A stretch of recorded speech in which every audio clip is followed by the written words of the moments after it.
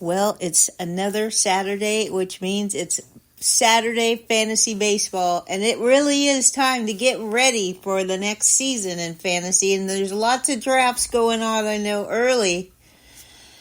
So, welcome aboard, everybody. We're just going to go ahead and wait for the sound to come through in the chat room, and you know how that rolls. Eddie Heckman, okay, I'll say hi to all of you people here in one moment, as soon as you can hear me.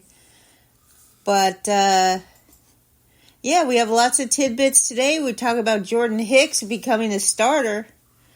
And we have a Genius of the Day question for everybody. As soon as we get some sound coming through the chat room, we will go ahead and get started. The chat room is talking about the Kansas City Chiefs tonight. And what the weather is going to be like. Really bad weather across the country. And say hi to Leonard. Leonard? I'm busy. Oh, he's busy. Forgive me. He's very busy. He's a very busy man, you know. He's a very busy man. So I'd like to get started, and I'm just waiting for the sound to come through. So this is always a good time to talk about the happy hour, which comes on Wednesday nights at 7:30 p.m., but they're going to have a special this Tuesday. So go ahead and tune into the happy hour. It's a great live sports show. It's got Taco and Hap as the hosts, and they interact great with the chat room on Twitch. You can also catch them here at LennyMelnickFantasySports.com/live. But where the action is at Twitch at the Happy Hour SC channel. We do love promoting King Hap. The show is excellent. They do a lot of different sports, and so we like to talk about them and give them their just dues. It's a fun time, had by all. And the sound is good. Great to see everybody. We got to tell them in the chat. Okay, good. Danny Fuller tells us, and it's all good. And I'll just do a little emoji thumbs up real quick. Oh, I'm not signed in. Let me sign in, because I gotta be able to interact with the chat room here. So we'll sign in using Google.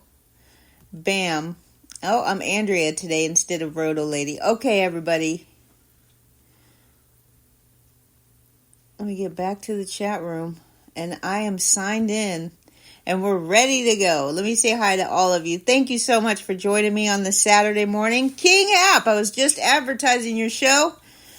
Tell me what you're doing on Tuesday. I remembered you have a special show coming up the Tuesday, and I forgot who you said was going to be on. So go ahead and let me know in the chat room, and I'll direct everybody that listens to my podcast to your show, because it really is great. We don't advertise for people unless we love it, which we do for King Hap. And congratulations to Taco for winning the Fantasy Football League. That's pretty good. I bet King Hap just hated it when he gets all of his shit talking comes back to him, because he did it to Taco all season long, and then he had to do a show with him and congratulate him on his wins. Okay, it's Dan Henderson, MMA legend, coming up this Tuesday night. And don't forget, the happy hour is on every Wednesday, 7:30 p.m. He also does a show on Thursday night with Beantown Bad Boy. And that's a great show, too. So you should go find them on Twitch. Happy Hour SC is their channel. Great group of people there, very interactive. They play games, and let me tell you, you can't lose going to that show, because the best thing, he gives out free swag when you win stuff, and the swag is not junk. It is very comfortable and very good swag, and we love it. We get packages, and we love wearing it. So, let's get started on the baseball stuff. There's a big football game today. The Kansas City Chiefs against the Dolphins. It's going to be negative 20 degrees down there. So King Turd is here to let everybody know that these fans better be cautious driving, or they're going to have some problems. Merrill and Mitchell are here. Great to see the brothers, the twins, Merrill and Mitchell. Rotorius, nice to see you. SM King Turd. Who else is here? I can't see down past that. Well, we have Malpal King Hap, JR Matz, George with the flip phone. George finally got a phone. Timothy, my hooker. Timothy Hooker is here. Great to see you. Big Al's here, Boston Paul. Big Al, Boston Paul, Danny Fuller, Eddie Heckman. Happy anniversary to you and Teresa. And James K., Tommy Johnson, the Matz family. We love Danny, Moose, and Mikey. Great to see you all. All right, so the Atlanta Braves signed, well, they didn't assign, but they extended their president of baseball operations, and general manager. It's one job there, Alex Anthopoulos. He will be with the Braves through 2031. Doesn't it seem like it's so far away? 2031. He does a great job for the Atlanta Braves, so that's why I wanted to point that out. Good job extending one of the best assets. Now, of course, you have to rely on the players to do their job, but the Atlanta Braves are definitely going to give the Dodgers a run for their money. Now, we have a genius of the day. Get ready for this one. The last MLB pitcher to throw a no-hitter and hit a home run in the same game. Be cautious of your first instinct on this one. It's not the right answer. Rotorius wants to know if the Yankees are going to sign Blake Snell too. Well, I heard that Blake Snell turned down an offer from the Yankees. I can't remember the data points at the moment. We have Jordan Hicks, okay? Not only is Jordan Hicks talked about as a bullpen closer, but they say he's going to be stretched out to be a starter. We'll talk about him as we move on, but first, good morning to Arnie. Great to see you. Thanks for coming to Saturday Fantasy Baseball. James K. says it's definitely still snowing in Wisconsin, and I know that. I was talking to Boston Paul this morning. He stayed home from work yesterday, both him and Diana. And just cuddling in the warm blankets. I would say, if you don't have to go outside, you just stay inside. So this is the genius of the day. I'll go ahead and repeat it real quick before we move on. Oh, Boston Paul says he has a guess. He says Louis, how do you say his name? Tiant. No. It's not it. Zach Greinke is not it, but such a good guess by James K. That's for sure. That's a great guess, right? King Hap is asking Lenny if the Red Sox are going to sign Babe Ruth and Cy Young and get back into the AL East race. Yeah, I have some tidbits about the Red Sox, so stay tuned. Let's talk about Jazz Chisholm real quick. I love following Eric Cross. I want to give him all the credit in the world because he really gets me thinking. He's one of the best follows on Twitter. You can find him at Eric Cross 04. He put up a tidbit about Jazz Chisholm in his last 624 plate appearances, 251 batting average, 89 runs, 33 homers, 96 RBI, 34 stolen base. This reminds me of somebody else that we're going to talk about today also. I want you guys to tell me, who does this remind you of when I let you know that those last 624 plate appearances were 2 seasons combined, right? So if you look at his full season of at-bats for Jazz Chisholm, he's an excellent fantasy guy. 251 batting average, 33 homers, 34 steals, 89 runs, and 96 RBI. But you have to remember that is 2 seasons combined. And the first name that comes to mind is Byron Buxton, right? Byron Buxton is exactly like Jazz Chisholm, and we are going to talk about Buxton because, as I've spoken a million times before, Buxton changes in ADP bigly from season to season. And the interesting thing is that he pretty much does the same thing every season, which is Jazz Chisholm it, because he's out constantly.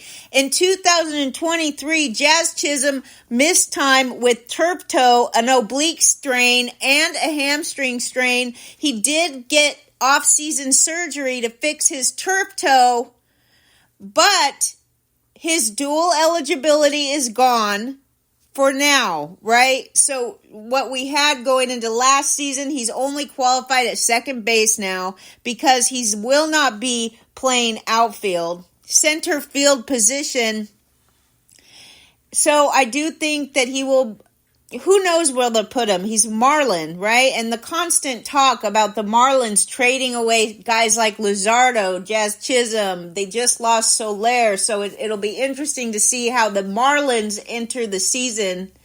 And you're right, Big Al, Jazz Chisholm and Byron Buxton are both made of glass, and that is true. We're going to talk about Trey Turner also today, Rotorius. He says he has Jazz Chisholm as a keeper with Garrett Cole, Trey Turner, and Bobby Witt in his home league. Yes, Witt is going to be one of the better players for sure. Jim Longbird is not the answer. So let me go ahead and repeat the genius of the day since we have a couple new people in the chat room since I said it. It's the last pitcher in MLB to throw a no-hitter and hit a home run in the same game, okay?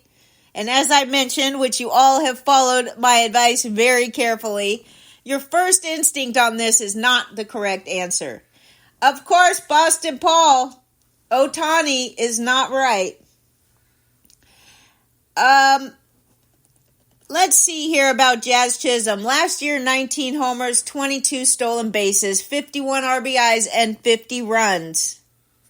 Number 52 ADP. So, are you willing to draft Jazz Chisholm 52nd overall?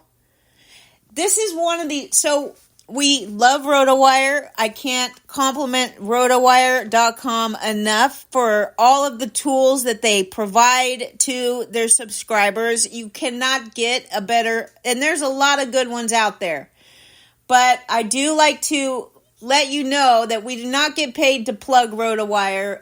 We do subscribe every year since it started, and we both... Lenny doesn't like when I give away that, but the truth of the matter is RotoWire has all the tools you need, and every player comes with 3 different rankings: the ADP, the Dynasty rank, and the overall rank. When you see a guy like Jazz Chisholm, whose ADP is 52, but his overall rank is 103, you got to ask yourself, ADP does not this is a reminder, ADP does not mean how good the player is. It means what the market is willing to pay for Jazz Chisholm. And when you see this, he's going at 52. His overall rank is 103.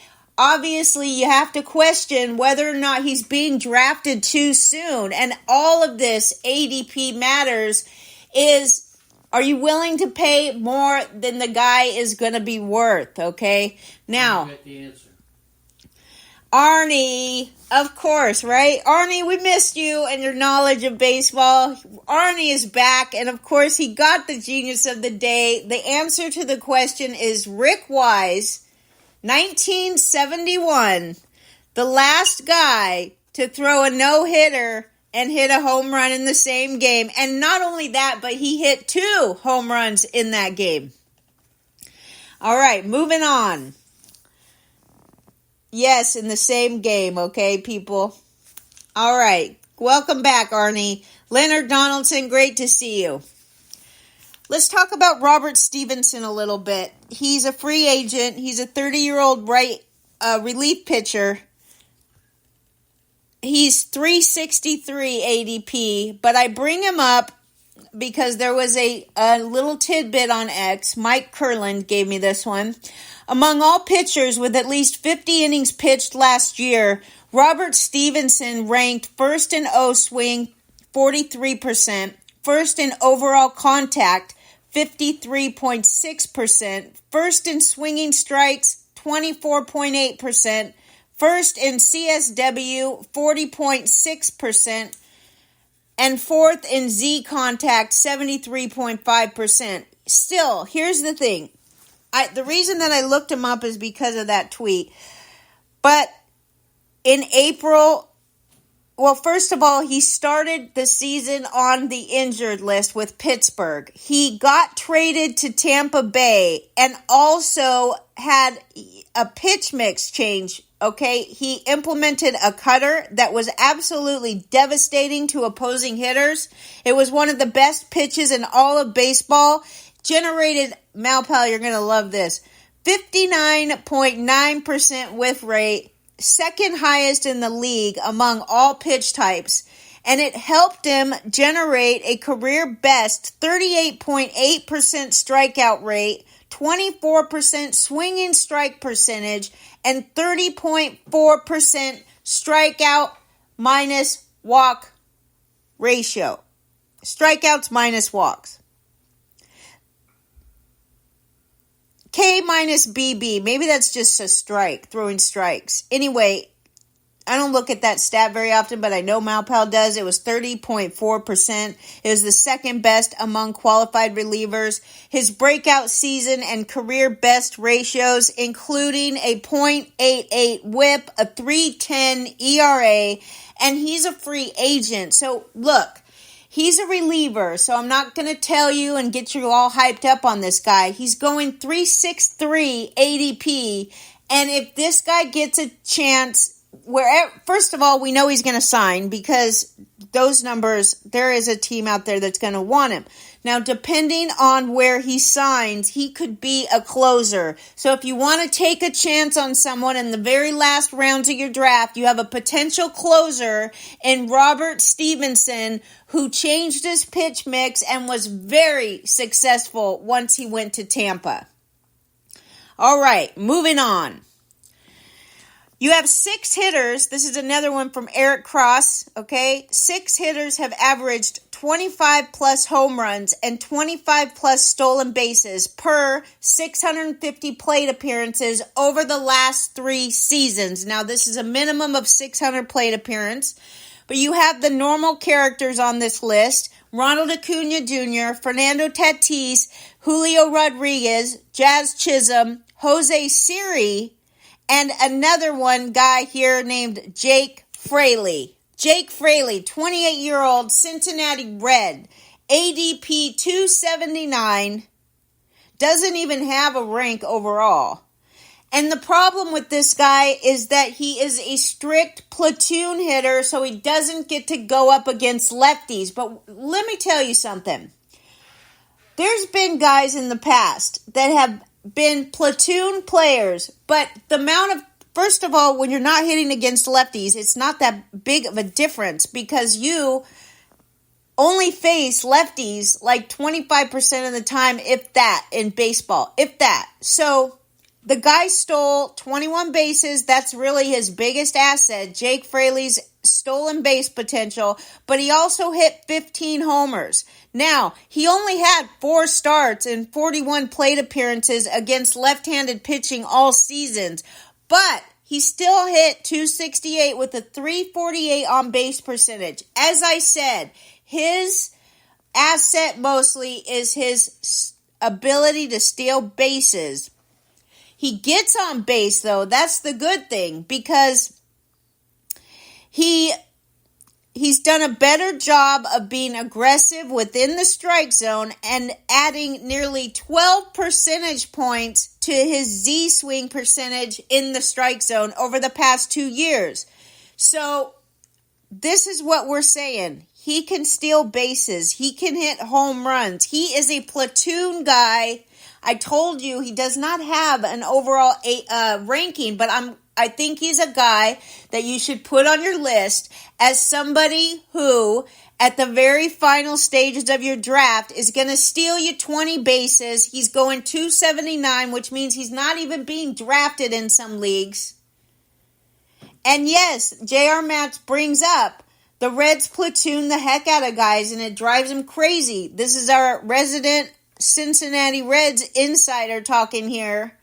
Don't even attempt to teach young guys to hit same-handed pitchers and grow. They just platoon them instead. I just thought it was interesting when I saw Jake Fraley's name on this list. Now remember, these are the guys who've averaged 25 plus homers and 25 stolen bases per 650 plate appearances over the last 3 seasons. You got guys like Acuna, Tatis, Julio, Chisholm, Jose Siri, and Jake Fraley on the list. Now, of course, you knew this was coming. The California State Comptroller asks Congress to close the loophole that's going to allow Ohtani to save $98 million in taxes. You know, these commies in California, they can't stand it if people make too much money. So, you know, this is the Comptroller, Malia Cohen, quote, "The absence of reasonable caps on deferral for the wealthiest individuals exacerbates income inequality and hinders the fair distribution of taxes. I would urge Congress to take immediate and decisive actions to rectify this imbalance." Now, I wonder if they do change the law, then Ohtani's going to have to pay it. Doesn't matter when he signed his contract, okay? Still $98 million. The guy's making a lot of money. George is here. George, I said hi to George already, but great to see you, George. Siri, Jose Siri, sneaky decent. You know, I didn't have a chance to look up Jose Siri. I probably could have focused my attention on Siri, but let's take a look at Jose Siri. He's on the list, which makes you just want to know, where's he going in these drafts that are taking place so far? And that's why I go straight to RotoWire, and I can tell you all kinds of information immediately. Okay? He's going 314 overall. This is another guy. 314 ADP. He hit 25 homers last year and stole 12 bases. So this guy must... Let's see. I don't have time to do that research, but let's move on. We're talking about the Red Sox now. So for my fellow Red Sox insiders, here's what we got. The pitchers and catchers report in about a month. The Red Sox rotation does not have a lefty. In fact, the lefties, they only have one on their entire roster. The Red Sox need to address their problem with a lack of lefties, not only in the pitching department, but also on the offense. They have Giolito, Pivetta, Brayan Bello, Tanner Houck, and Cutter Crawford. You look at that rotation. I saw a poll on X, and it was just crazy because these people think that the Red Sox have better rotation than the Tampa Bay Rays. And I get that the Rays have injured guys, but you're going to have to do a lot more work to say that you have better pitching than the Rays, specifically just because the Rays are better with pitching than the Red Sox have been. Here's the targets for the Red Sox, though. It doesn't take a doctorate to figure out that the Red Sox need a guy that's a lefty. They could trade for Corbin Burns. They could sign Jordan Montgomery. If they did both of those things, King Hap, would you forgive the Red Sox for taking too long? Because if they added Montgomery and Burns, that's a difference maker, right? Now, these are the two lefties that are available still. Yes, Leonard. Okay. Oh, Danny Fuller says Ohtani is grandfathered in with his contract. It's going to affect any other deals, but it will not pass no matter what they do. But Danny Fuller did add that the California government is a joke. Well, that's what you guys get when you vote for commies. Okay? Okay, Chris Sale's a lefty. Oh, Chris Sale's a lefty, but he's gone. He's in... Oh, that's right. He's not there no more. So they could trade.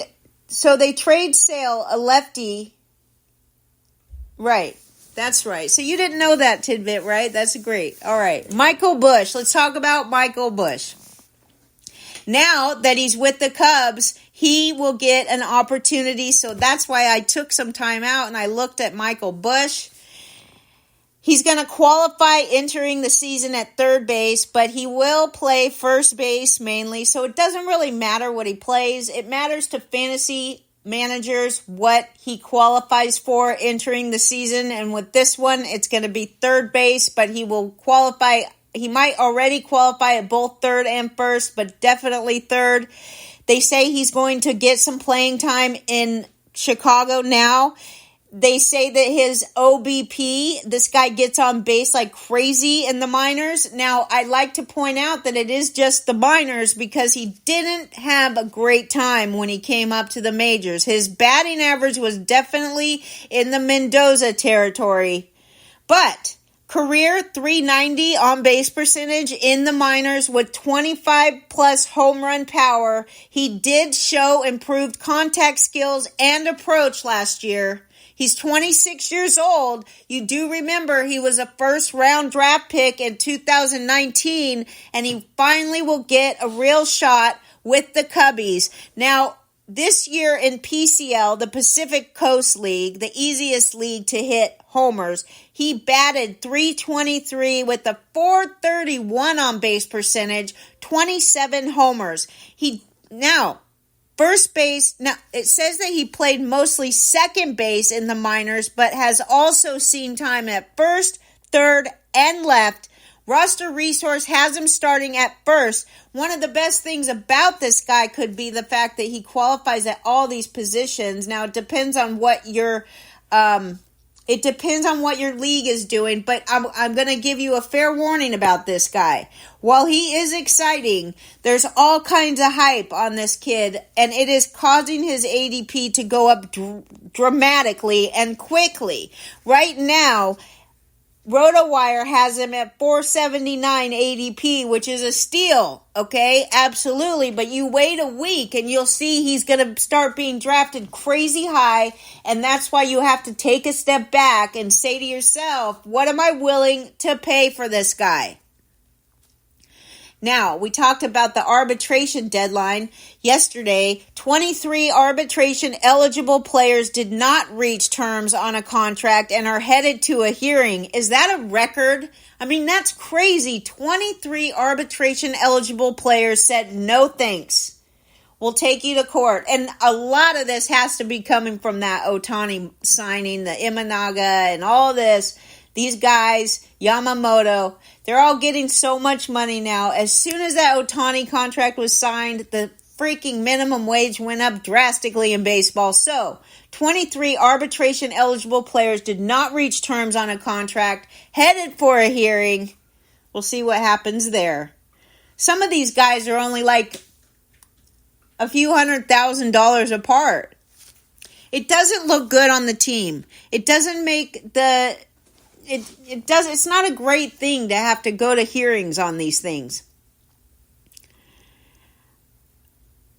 Why does the PCL have so many home runs? Well, it's just, I'm not sure. The location has all the ballparks that are home run hit friendly.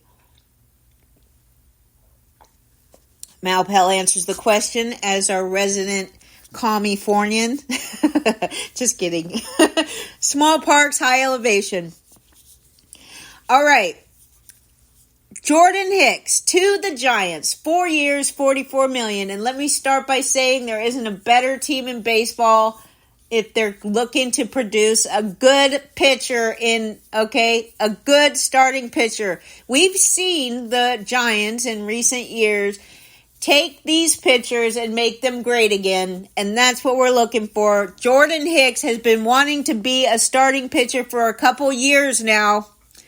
The Giants do plan to use him as a starter rather than reliever. Now, Bob Nightingale chimes in and says that while the market has been publicly quiet on Cy Young winner Blake Snell, he still has multiple contending teams who would continue to express strong interest. I'm sure his agent is Boris, right? Yes. Okay, well, he's on the phone every day. This is not because... Just because the media vultures do not know about this does not mean that it's not happening. But the reason that I bring it up, because he also goes on to say that the Francisco Giants signing Jordan Hicks to a starter for 4 years and $44 million, he thinks it all but officially eliminates any idea that Blake Snell will wind up in San Francisco. I'm not sure, but that's what Bob Nightingale says. Now, Jordan Hicks has the arsenal to be a successful starter. He's got 3 pitches. Now, depending on who you're talking to, they call it a sweeper, a sinker, a splitter. There's like all these new names, but he does have 3 pitches, even though he hardly ever uses them. He's really going to have to figure out his fastball command, especially against lefties, because they're good at hitting his fastball. He's going to start putting in more of these other 2 pitches that he has, but we all know it's very tough for a starting pitcher to be successful when they only have one really good pitch, right? Now, the fastball command is always very important, and it becomes more important as a starter because you use it to throw off the batters. That's why never mind. Let me just tell you what else I have in my notes here for Jordan Hicks. Let's talk about where he's going to start going in drafts. What is too high to draft Jordan Hicks? I get that he's exciting as a new starting pitcher, and his name is all over the news right now. One moment, please. Let's see where he's going. Of course, this is going to change drastically. By the next Saturday baseball, this is going to be a lot different. But he ranks right now 342 ADP, 268 overall. There's a huge difference. I would very much expect his ADP to start getting closer to his overall rank, which is 268. 3.29 ERA last year, 81 strikeouts, a 1.36 whip, and a 12 saves. Now, I mean, look, what do you guys think in the chat room of Jordan Hicks? Let me check it out. All right. Jordan Hicks, post 250 is when King Turd says to draft him. Sign Bauer, Rotorius says. He wants the Mets to sign Bauer. I couldn't agree with you more. I would love for Bauer to come to Citi Field. Malpal says Hicks is a guy who's hurt by his lousy control, and that's true. He has very bad control with his fastball against lefties mostly. But when you're a starter, you have to face all the people. So, do you think that the Giants signing Jordan Hicks for $44 million in 4 years, that's not very much, okay? Does that affect, in your opinion, the chances of the Giants signing Blake Snell? Also, Ken Rosenthal says that he doesn't expect the Giants to be asking Jordan Hicks to go deep into games.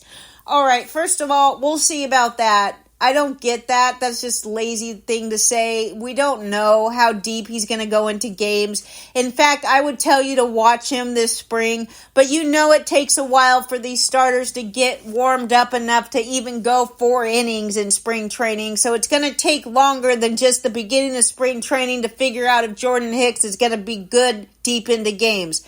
It's not like it's expected of anybody in these day and age, but that just seems like an easy thing to say for Mr. Kenny Rosenthal.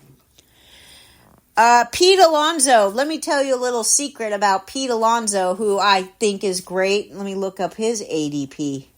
Alonso, quickly, his batting average on balls in play was the lowest.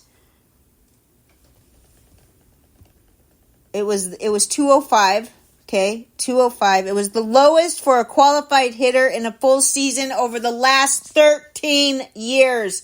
Pete Alonso got screwed by luck last year. He still hit 46 home runs, drove in 118 RBIs, and scored 92 times. He even stole 4 bases. This guy's ADP is 28, but he's ranked 40th overall. It's still so early to draft this guy, but let me tell you what, his 217 batting average was an outside of the rule here. The batting average on balls in play, I know a lot of people don't look at it, but when you have the lowest batting average on balls in play for any qualified hitter in a full season over the last 13 years, then you know Pete Alonso, I'm not sure I'd still draft him 28 overall, but the Mets, by the way, signed him to a $20.5 million contract the other day just to avoid arbitration.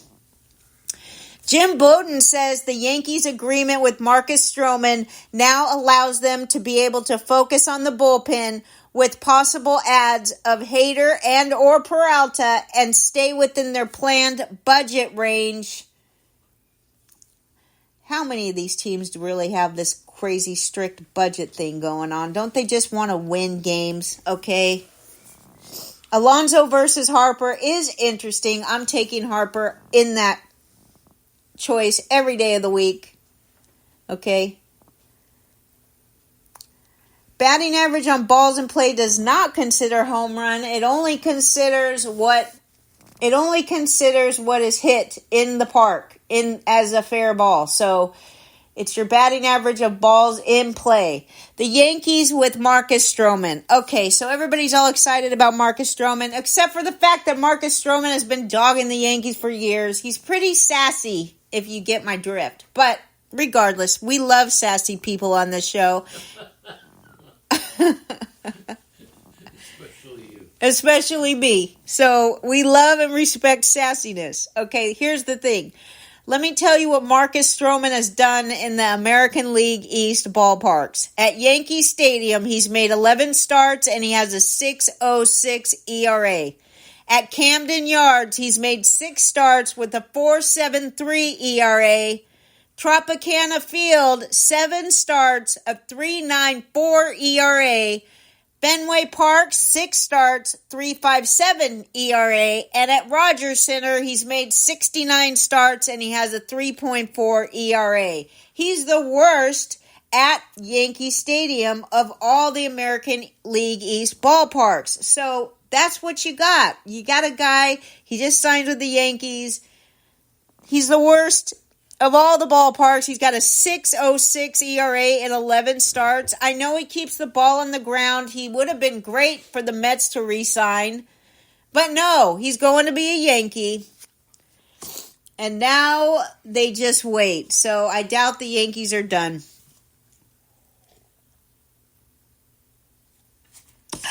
Just having a sip of my coffee. All right, so Francisco Lindor or Trey Turner. Last year, Trey Turner was being drafted number 1 and number 2 overall. Maybe number 3. Couple years ago, I can't remember. I get my years confused with each other. But let me tell you, there's no doubt that Trey Turner was a first-round pick a year ago. Now, Lindor, I saw a lot of Mets fans being very annoyed at MLB because MLB they come out with their top 10 at each position and stuff like this. And Lindor did not get the credit that he deserved, and the Mets fans were not pleased about it. And they quickly pointed out that Lindor played 160 games for the Mets last season. That means he only missed 2 games. He had an OPS above 800 for the first time since 2019. He set a career high with 31 stolen bases and 31 home runs. He's only one of 4 players in all of baseball to reach the 30-30 club. His .254 average is the second lowest of his career. Maybe that's throwing people off, but who really cares? If your average is .254, that is nothing that's going to hurt any fantasy manager, okay? With what we have nowadays with the batting average department, it used to be you wouldn't even be in baseball if you had a .254 batting average, but now that's pretty good. Anyway, Lindor had a career best in barrel rate, 10.4% of the time, and a career best hard hit rate, 43.9%, which is excellent. 108 runs and 98 RBIs were the best among all shortstops. So if we're going to talk about the best shortstops in baseball, why is Lindor not number 1?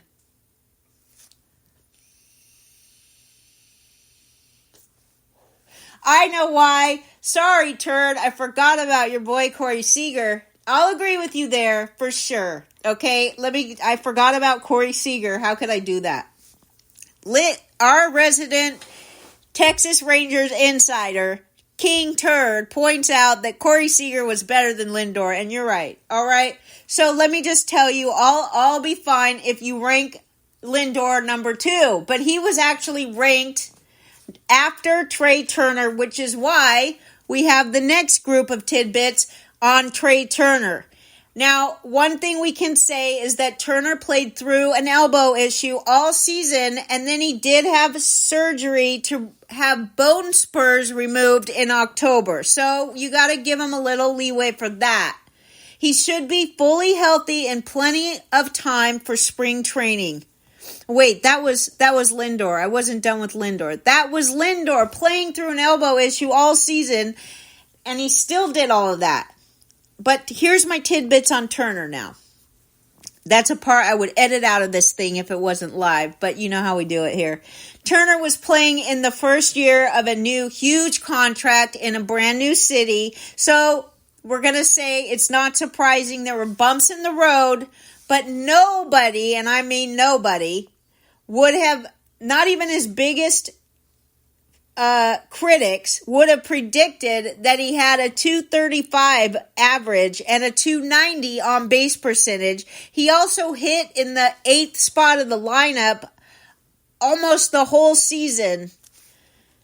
Now, about early August, okay, we talk about the Philly fans and what they did. They basically cheered Trey Turner into success. There's really nothing else you could say that caused it. He was in such a mental slump. But August, he got hot. He hit 337 batting average with a 339 on base percentage from August on. He had 16 homers, 42 runs, and 42 RBIs. He pushed his final numbers close to what he did in 2022. Now, I like to talk about how players end the season a little bit because it does seem like there's some more momentum to how they start in the beginning of the season, but I think that's grown into this huge thing where people are putting so much into a player's momentum that they're forgetting that the last couple months of the season is not the full season. So with Trey Turner, I would cautiously, optimistically tell you that he did seem like he was back into his game. Now, you have to question, is the worst of things behind Trey Turner? And if you think that it is, there's a good chance that he could go right back to what we drafted him for last year, which is we expected a 30-30 season, and that's that. Now, we do have a little bit more to go. We're going to go almost a full hour today because I have a couple more players I want to point out where Ryan Bloomfield on X pointed out the biggest ADP fallers, okay, from last year's NFBC main event to this year's last 10 NFBC drafts. So, where are you guys buying the drip? Now, I picked a few players out of this list to talk about. Ryan Bloomfield says he's going to draft Machado, Goldschmidt, and Bichette. Machado went from 15 overall to 70 overall ADP. Goldschmidt went from 26 to 88. And Bichette went from 13th to 40th. Now, I picked out a couple different players than Bloomfield, and I'll tell you who they are. I did pick Machado because you know I'm Macho Manny's biggest fan. The problem is Machado enters the season with problems. He's got an injury to his elbow, and he's not expected to fully be healthy because he had surgery to repair a tendon immediately after the regular season, and the Padres didn't make the playoffs, so who cares, right? The procedure carries a 4 to 6 month recovery, which it does fall right about April 1st. So will he be ready or won't he be ready? We'll see at the start of spring. Currently, RotoWire has him at 57th overall, but he's not being drafted till 70 overall, and he still did hit 30 home runs playing through injury. He played in 138 games. He played through elbow injury for much of the season. He also made 33 appearances at DH, but still obviously qualifies at third base because that's where he is the best. Now, the reason I bring up that he played DH is because if he's not fully healthy, or even if he is, the Padres very well could put him in the DH spot to ease him back in, okay? So that doesn't really matter to fantasy managers, except for the fact that having him as DH is going to get him into the lineup. All right. He's ranked 29th overall. His ADP says 57, but according to the NFBC's most recent drafts, he's still going 70th.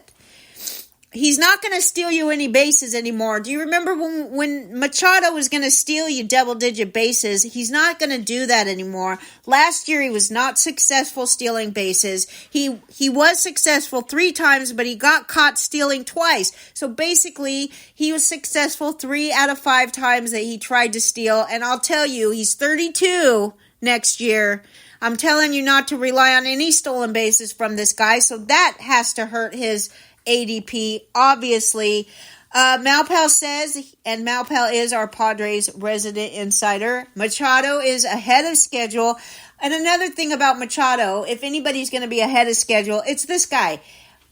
I think I jinxed him last year because I was bragging about the fact that this guy has never been injured. He's never on the injured list. 10 years playing, never on the injured list. Well, that changed last year, although he still played through it. We're talking about one of the toughest dudes in baseball. Let's see how he gets through this. And honestly, am I going to draft him at 70th? Absolutely. Am I going to draft him at 50th? Probably not. So, there you go. I mean, you got to make your own choices here. But these are the players that have dropped significantly with ADP over the one season. Now, the next guy on my list is your boy, Eddie Heckman, Cedric Mullins. I'm a fan of this guy. He's going to be 30 this year. His ADP went from 49th overall. Now he's being drafted 150. Think of that. That is a huge difference. We're talking a difference between the 4th round and the 15th round here, okay? This is a huge difference. Now, he struggled for a second consecutive season. He did have that breakout season in 2021. And this past year saw him struggle at the plate around 2 different stints on the injured list. He had a groin strain that clearly had an impact on his efforts at the plate. Now, despite these injuries, Mullins was starting to do very good, okay? But his batting average fell nearly 60 points over the past 2 seasons. Last year we saw he hit 15 homers and he stole 19 bases. And also, by the way, he drove in 74 runs. Still, we're talking about a guy ranked 96th overall. His ADP, according to RotoWire, is 121. His ADP, according to NFBC, is 150. You tell me that's not a great spot to pick out this guy. We do know that he has 30-30 potential, and I'm not saying that he's going to get that, but let me tell you clearly, there are not other guys that you're going to get in that spot at ADP that have better ceiling or higher ceiling than Cedric Mullins. So let's go, okay? I'm all in on Cedric Mullins, no matter what. The next guy on the list, Byron Buxton. For real, this guy, he goes crazy. His ADP right now is 214. That's about where he should be going. But you know, every other year he comes back and his ADP drops hella low. And I'm all in on Byron Buxton once again because, again, his ceiling is much higher than his ADP. Last year he batted horribly, 207. With 17 homers, but he's still stealing bases, no doubt about it. He's only 30. Yes, I know that the speed starts going first, but this is freaking Jazz Chisholm, okay? This is Jazz Chisholm Sr. here. No doubt about it. He underwent arthroscopic knee surgery in late September of 2022, and he did not play games until late in spring training. But he then... Let me tell you the bad thing about Buxton and why I think that he shouldn't be drafted any higher than 215, and that is because he does not qualify in the outfield anymore. He barely played any games out there, and he's not going to qualify in most leagues. This past year, he hit 207. His on-base percentage was 294. And let me tell you the list of injuries that he had. Calf, knee, back, and rib injuries. His knee issue never improved, and he never played in the field outside of one rehab game in the minors. So he was on the DH the whole season. He did have surgery on his knee after the season ended to clear up scarring from his 2022 surgery that was irritating him. This is only the third season of a 10-year, $100 million contract, so the Twins will probably continue to use him as the DH only to assure that they get the most playing times. And King Turd does bring up the fact that the Cedric Mullins got the platoon down the stretch last year. So we'll see about that. Great point to bring up for sure. How do you guys feel about Buxton? But you gotta say you're taking Cedric Mullins over Buxton every day of the week, right? Another guy on the list, and we're running out of time, so I will go through the last couple guys on this list. The ADP for Eloy Jimenez, 194. This guy was being drafted in the first couple rounds just a couple years ago. He still hit 18 home runs last year, 272 batting average. He only played 120 games, even though that was the most games that he's played since his rookie season. He sat out 42 games, and that is significant, but it's a major improvement from the previous 2 years where he only appeared in a combined 139 games. He missed time last year. He had calf and groin issues, but like I said, 272 batting average, 317 on base percentage, 18 home runs, 64 RBIs, 50 runs scored. This guy is full of power, and yes, he only had a 169 ISO last year. That was the worst mark of his career. He's only 27 years old. He's going to be 28 this year. Here's the deal. 194 ADP, 93 overall rank. Absolutely. Eloy is a target in the mid-rounds of your draft. This guy has a ceiling so high. And what's the worst that can happen? He misses half the season injured. He's going to still hit you 15 homers, okay? He's still going to do it. Absolutely right. Okay, King Turd says he's very high on O'Neal Cruz this year. Oh, wait. Tyler O'Neill is who he's talking about. And you're right. Tyler O'Neill, he has a chance to do something great now that he is away from the log-jammed Cardinals. Jake McCarthy, the one last guy on my list here. Jake McCarthy, Arizona Diamondbacks. 2 home runs, 26 stolen bases, 243 batting average. Here's the thing. I'm not really going to tell you to take a chance on this guy. One of the biggest thing is that he's not going to get a lot of playing time. I bring him up because of the difference in the ADP here. It's huge. Now, Arizona just re-signed Lourdes Gurriel, so that could push McCarthy into a reserve role, which is why I bring him up. His stolen base potential is the biggest asset that he has. We've already talked about a couple guys that have the potential to steal a ton of bases, including Jake Fraley, all right? Even if he's a platoon player, who cares? He's still going to steal bases. Now, you have last year, the reason that his ADP is so crazy different is because last year we entered the season with plenty of hype on this guy because let's see what he did. Jake McCarthy, 34 stolen bases in 2022 and 41 stolen bases last year. But the problem is 206 batting average against left-handed pitching. So he is a platoon guy, and he is going to be hurt big on this, okay?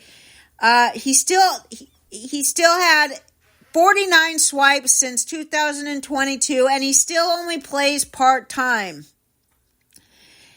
His quality of contact is horrible, so he's not going to ever hit you a bunch of home runs. And as I mentioned already, Lourdes Gurriel is going to keep that job over there in right field, and he is going to be asked out in a platoon role, a reserve guy, 410 ADP. His overall rank is very close to that, so just, don't forget about the hype on this guy. But the thing is, we forget about these hyped up guys so quickly that you can't forget about all the hype that did happen last year. There is a chance that this guy could improve his batting skills and be the guy that we expected him to be and what he showed in the minors. I just think that fantasy managers are so quick to disregard players that don't completely impress us the first couple years. This guy is still young, 26 years old, not even in the prime of his life. And one more thing before I go, Charlie Culberson is going to attempt his career change. He played 11 years as a utility guy. You know him. And he was called upon a couple times to pitch, and they said, oh, this guy can pitch. He pitched 8 major league games with his fastball topping out at 94 miles an hour, and now he's trying to be a pitcher. So we'll see if he can resurrect his career. I do think you guys are so smart in the chat room, and I just appreciate all of the conversation that goes on. We have such a great time. It really is time to start getting ready for 2024. And for those of you who are doing drafts, Malpal says he didn't realize how thin it is until in the middle of the draft. He's talking about outfielders, and I did an underdog fantasy draft a couple days ago. The roster construction is very different. You get 3 infielders, 3 outfielders, or something like that, 3 pitchers, and then you get like a bench of 15 players or something. I'm sure they're different in a lot, but these best ball drafts that I like to do over there for $5, you never know. You don't have to do any maintenance on your team. But I did absolutely notice that the outfielders were gone immediately. I mean, it did not take long either. There's plenty of infielders available later in the drafts, but that's what you figure out by doing these drafts. Best ball drafts, mock drafts, whatever it is. It gets you in the mood. It tells you how deep these positions are, and absolutely outfield is something that you need to address right away, especially if you got 5 of them on your roster active, because outfield dies like a quick death. Right, Leonard? Yes, ma'am. And that's it. Lenny's my biggest supporter, and it's okay. That's great for me. So, you guys have a wonderful Saturday. We will see you tomorrow, Lady and the Legend. And that's it. We appreciate all of you. Have a wonderful day.